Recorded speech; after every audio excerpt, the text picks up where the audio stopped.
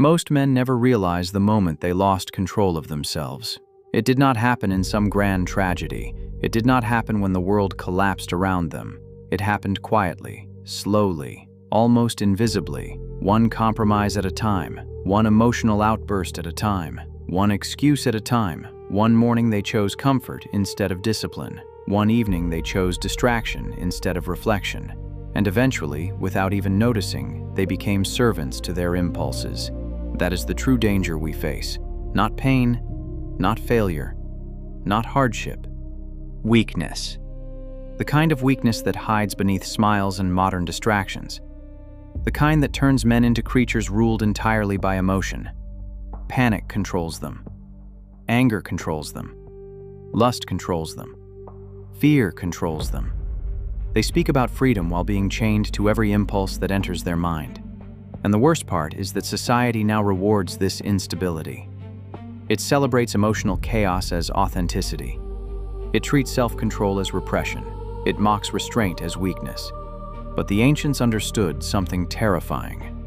A man without mastery over himself becomes dangerous first to himself and eventually to everyone around him. Marcus Aurelius wrote, "You have power over your mind, not outside events. Realize this, and you will find strength." Most people read those words casually.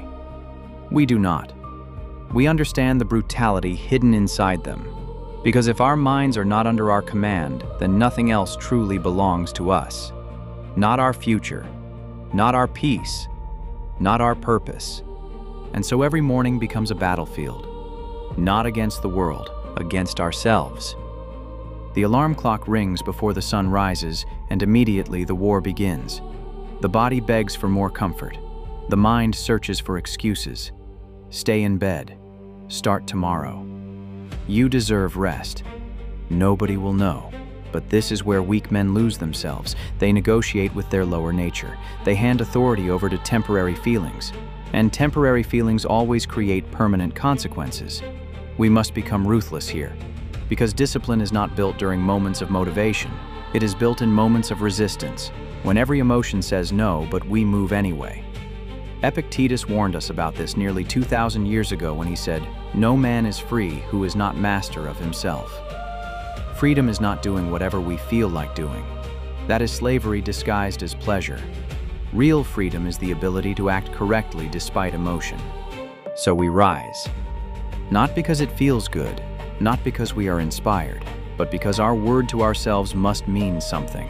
The modern world teaches men to obey feelings. The ancient world taught men to govern them. That difference changes everything.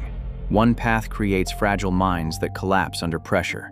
The other creates individuals capable of enduring chaos without surrendering their inner stability. And that stability becomes terrifyingly powerful over time.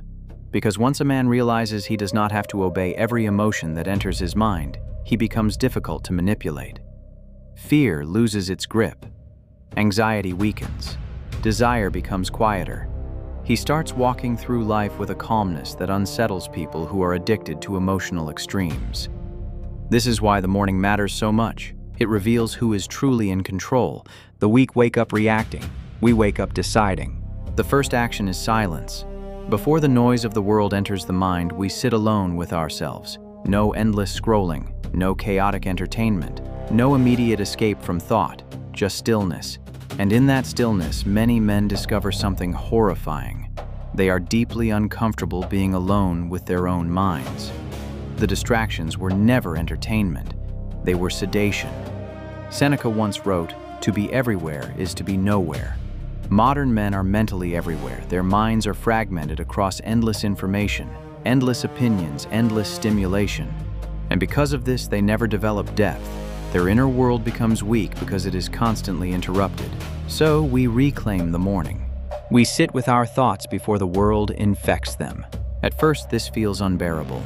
The silence exposes everything we have been running from: regret, fear, envy, anger, insecurity. But this confrontation is necessary. A wound cannot heal while hidden in darkness. Most people spend their entire lives distracting themselves from self-awareness because they are terrified of what they might discover. But we must look directly at ourselves, not with hatred, with honesty, because the man who cannot examine himself will forever remain ruled by unconscious weakness. He will continue repeating destructive patterns without understanding why. He will continue sabotaging his future while blaming the world for his condition. Marcus Aurelius constantly reminded himself to observe his own thoughts carefully, because he understood that the quality of life is shaped by the quality of thought. And so each morning we inspect the mind like soldiers inspecting weapons before battle. What thoughts are controlling us? What emotions are poisoning us? What fears are making us hesitate? This is not negativity, it is preparation. Weak men avoid inner examination because truth wounds the ego, but truth also liberates the soul. The moment we stop lying to ourselves, we regain power, because clarity creates control, and control creates peace.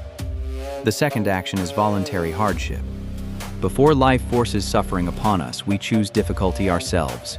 Cold water, hard training, early mornings, hunger, exhaustion, discipline, not because suffering itself is noble, but because comfort slowly weakens the human spirit when consumed endlessly. Modern society worships convenience, yet convenience has created generations emotionally incapable of handling adversity. Seneca practiced poverty voluntarily for this exact reason. He would wear rough clothing and live with less, reminding himself that fear disappears when we realize we can survive discomfort. Most panic comes from dependency. People become emotionally fragile because they have trained themselves to require constant comfort to function. So we deliberately make ourselves uncomfortable, and through this, we discover something powerful. Pain is rarely as terrifying as anticipation. The cold shower feels unbearable before stepping in. The workout feels impossible before beginning. The difficult conversation feels terrifying before it starts. But once action begins, fear starts dissolving. This is one of the greatest lessons life teaches us. Panic thrives in hesitation. Weak men hesitate endlessly. Strong minds move. Every act of discipline becomes evidence. Proof that we are capable of enduring more than emotion claims we can. And slowly, this changes our identity. We stop seeing ourselves as fragile creatures needing comfort at all times. We begin seeing ourselves as individuals capable of adaptation under pressure. This is why hardship sharpens the spirit. Not because suffering is magical, because it reveals what we are made of, and what we are made of matters when life inevitably becomes brutal. Illness will come. Betrayal will come. Failure will come. Death itself will eventually stand before us. The question is whether we spent our lives preparing the mind for chaos or avoiding discomfort until the first real storm destroys us. The third action is mastery over reaction. Most people are not thinking beings, they are reacting beings. A single insult ruins their day. A single inconvenience destroys their mood. Traffic controls them. Social media controls them. Other people's opinions control them. Their emotional state changes constantly because they have surrendered authority over themselves to external events. Epictetus warned us clearly, "It's not what happens to you, but how you react to it that matters." That sentence alone could transform an entire life if truly understood. Because most suffering does not come directly from events themselves, it comes from the interpretation of events. Two men can experience the same hardship, yet one collapses while the other becomes stronger. The difference is not circumstance, the difference is perception. So every morning we remind ourselves, people will disrespect us, plans will fail, unexpected problems will appear, human beings will disappoint us. And none of this gives us permission to lose control of ourselves. Marcus Aurelius practiced this constantly. Before entering public life, he mentally prepared for difficult people, not because he was cynical, but because preparation prevents emotional shock. Weak men expect life to obey their preferences. Wise men expect chaos and prepare the mind accordingly. This creates emotional stability, not emotionlessness. There is a difference. We still feel anger, we still feel sadness, we still feel frustration, but emotions become signals rather than masters. They visit us without controlling our actions, and this separation changes everything. Because once emotion no longer dictates behavior, panic loses its throne. Calmness under pressure is not natural, it is trained, and every morning becomes another repetition in that training. There is a story about Cato the Younger that modern men would barely understand today. Rome was collapsing into corruption around him. Politicians lied openly. Power was bought and sold like merchandise. Men betrayed principles for comfort, status, and temporary safety. Yet Cato walked through that chaos almost untouched internally. Not because he controlled Rome, but because he controlled himself. Even his enemies respected him for this. They could not bend him emotionally. They could not manipulate him through fear or luxury. And that is what terrified people about him. A man who cannot be bribed by comfort becomes unpredictable to a weak society. Most men today would have folded instantly under the pressure Cato endured. They would compromise their values for approval. They would silence themselves to avoid conflict. But Cato understood something we must understand too. Once a man abandons his principles to protect comfort, he slowly destroys his own soul. This happens every day now. A man knows he should wake up early, but emotion says, stay in bed. He obeys emotion. A man knows he should leave a toxic relationship, but fear says, remain comfortable. He obeys fear. A man knows he should pursue a greater purpose, but insecurity whispers that failure would be embarrassing. So he stays stagnant for years, and eventually his life becomes a monument to hesitation. That is why the ancients constantly trained discipline through small actions. They understood that character is not built in one dramatic moment. It is built through repeated choices. Marcus Aurelius did not become mentally resilient overnight while sitting on a throne. He became resilient because every single day he practiced governing himself. Even while sick, even while exhausted, even while grieving. People forget that Marcus lost children.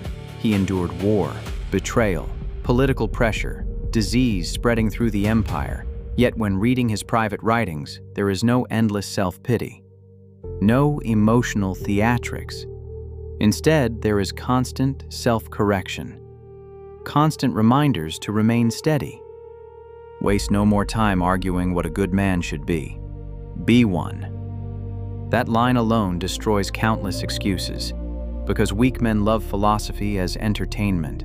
They love appearing wise. They love sounding deep online. But wisdom that never enters action becomes another form of vanity. The ancients did not study virtue to look intelligent. They studied it because life is brutal without inner order. And life eventually exposes everyone. A man can fake confidence for a while. He can pretend to be disciplined. He can pretend to be emotionally strong, but pressure reveals truth. Crisis reveals truth. Loss reveals truth. The moment chaos enters life, the real condition of the mind becomes visible. This is why panic is so dangerous. Panic destroys reason. And once reason disappears, destruction usually follows. Think about how many lives are ruined in moments of emotional blindness. A man sends the angry text. A man throws the punch. A man cheats out of impulse. A man quits because temporary emotions convinced him that suffering would last forever. One uncontrolled moment can create consequences that echo for decades. Seneca warned about anger constantly because he saw it as temporary madness. Not metaphorically, because anger shrinks intelligence. It narrows perception until emotion becomes the only reality visible in that moment. And modern culture feeds this insanity daily. People are encouraged to say whatever they feel, as though emotional expression automatically equals truth. But feelings are often unstable, irrational, and temporary. If we obey every emotion, we become chaos ourselves. That is why stillness becomes a weapon. There are moments in life where remaining calm feels almost supernatural. Someone insults us publicly. Someone betrays us. Someone tries to provoke us emotionally. Weak men react immediately because their ego demands retaliation. But the disciplined mind pauses first. And inside that pause exists power, because reaction is slavery, choice is freedom. There is another story involving Epictetus that reveals this perfectly. Before becoming a philosopher, he was born a slave. One day his master twisted his leg violently. Epictetus calmly warned him, "If you continue, you will break it." The man kept twisting until the leg snapped, and Epictetus simply said, Did I not tell you it would break?" Most people hear that story and think it sounds impossible. But that is because modern people confuse emotional control with weakness. What Epictetus possessed was not weakness, it was dominance over panic. His body suffered, yet his mind remained his own. That level of self-command terrifies people because it reveals how undisciplined most of us truly are. Most men lose emotional stability over traffic, over internet comments, over inconvenience.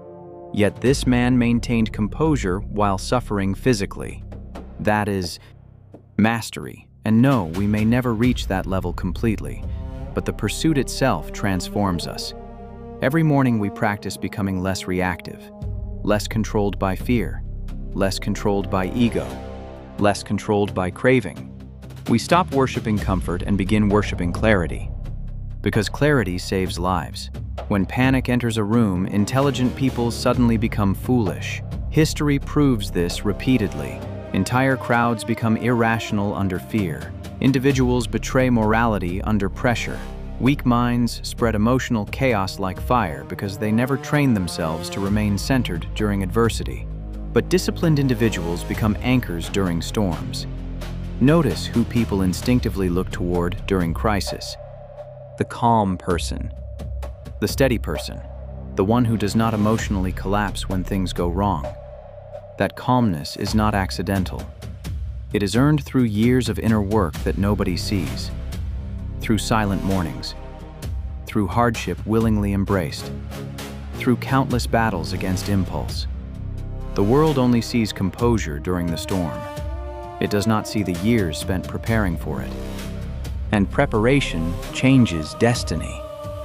Imagine two men losing their jobs unexpectedly. One immediately panics. He spirals mentally. He drinks excessively. He blames the world. He loses emotional control and destroys his relationships during the process. The other feels fear too, but remains disciplined. He adjusts calmly, searches for solutions, accepts reality quickly instead of emotionally resisting it. Same event, different minds, different outcomes. This is why controlling perception matters so deeply. Marcus Aurelius constantly reminded himself that events themselves are neutral until interpretation enters. The obstacle is not automatically destruction. Sometimes the obstacle becomes transformation. Sometimes humiliation destroys arrogance. Sometimes failure forces growth. Sometimes pain awakens discipline. But weak minds only ask, "Why is this happening to me?" Stronger minds ask, "What is this trying to teach me?" That shift alone can rebuild an entire life. Even death was approached differently by the ancients. Modern society hides from death obsessively. We distract ourselves endlessly so we do not have to think about mortality. But the Stoic thinkers confronted death directly because they understood something profound. When death is remembered clearly, trivial fears lose power. Petty drama loses power. Ego loses power. Excuses lose power.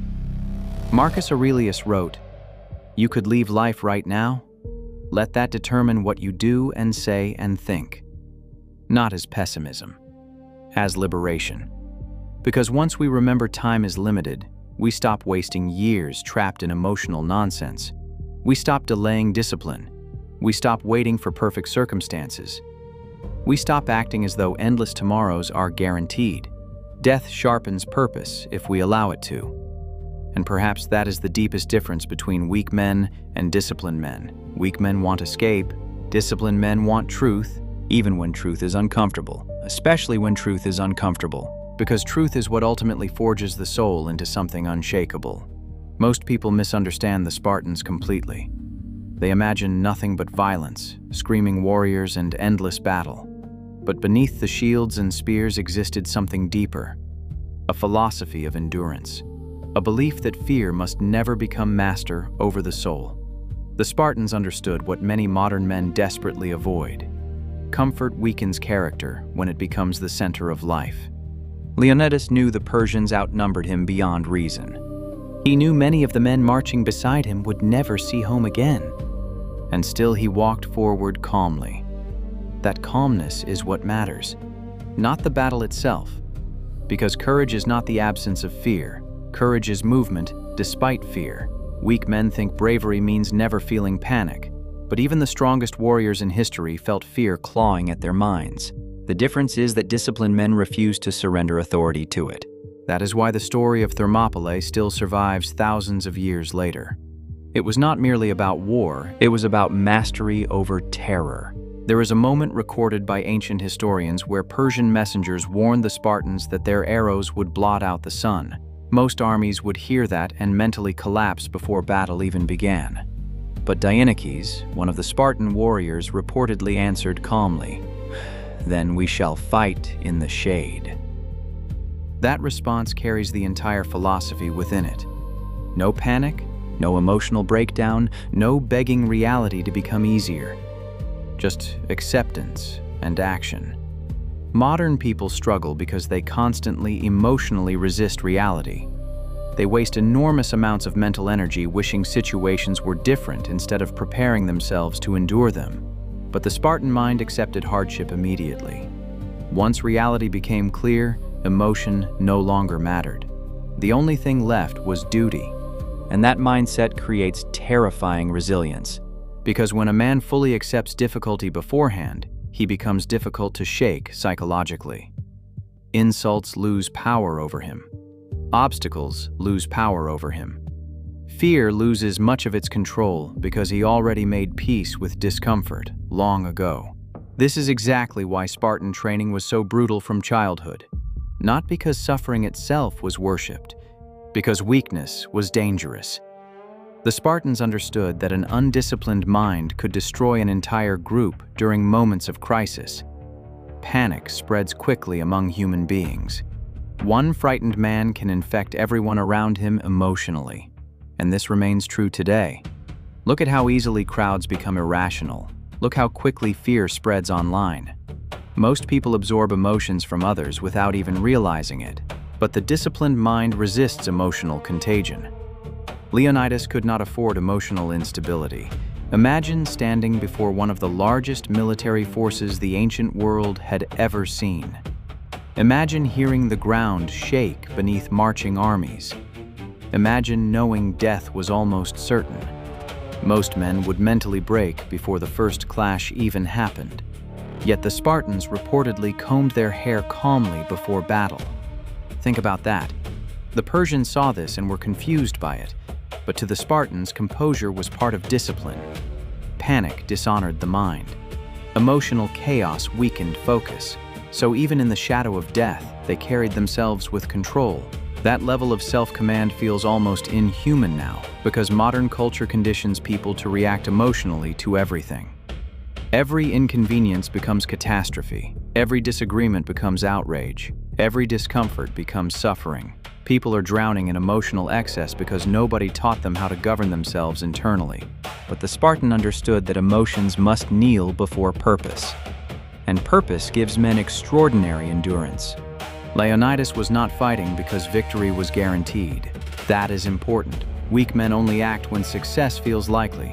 They need reassurance before commitment. They need certainty before courage.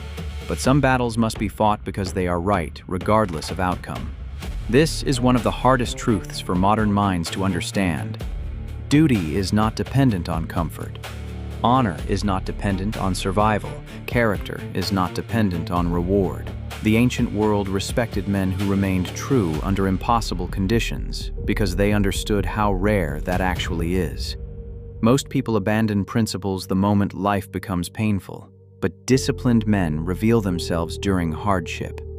Pressure exposes integrity the same way fire exposes weak metal. And Leonidas understood this deeply.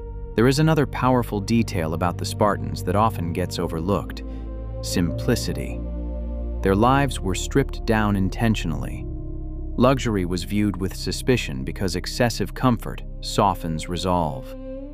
Modern society constantly tells people that happiness comes from consuming more, indulging more, escaping more.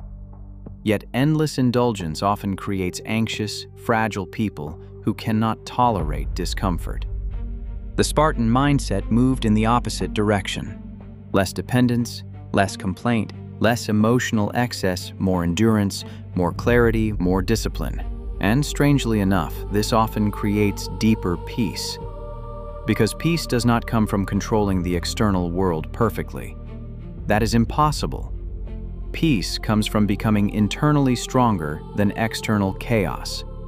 A man who requires perfect conditions to remain calm will suffer endlessly, but a man who trains himself to endure difficulty carries stability wherever he goes. This is why the image of Leonidas still resonates, not because people secretly want war, because people hunger for strength. Not merely physical strength, inner strength, the kind that remains standing while the world collapses emotionally around it. And perhaps the most important lesson from Leonidas is this: fear becomes smaller when something greater than fear exists inside the soul. The Spartans fought for each other, for duty, for legacy, for principle. Purpose shrinks panic because the mind becomes focused on something beyond personal comfort. Modern men often panic because they live only for themselves. Every inconvenience feels massive when comfort is the highest value. But when discipline, honor, truth, and purpose become higher values, suffering changes shape entirely. Hardship becomes bearable because it serves something meaningful. Exhaustion becomes tolerable because the mission matters more than temporary feelings. That is the mindset we must rebuild now. Not blind aggression, not empty masculinity, not performative toughness, real inner command. The ability to remain calm when others lose themselves. The ability to act correctly while fear screams inside the mind. The ability to endure discomfort without emotional collapse. Because life will test all of us eventually.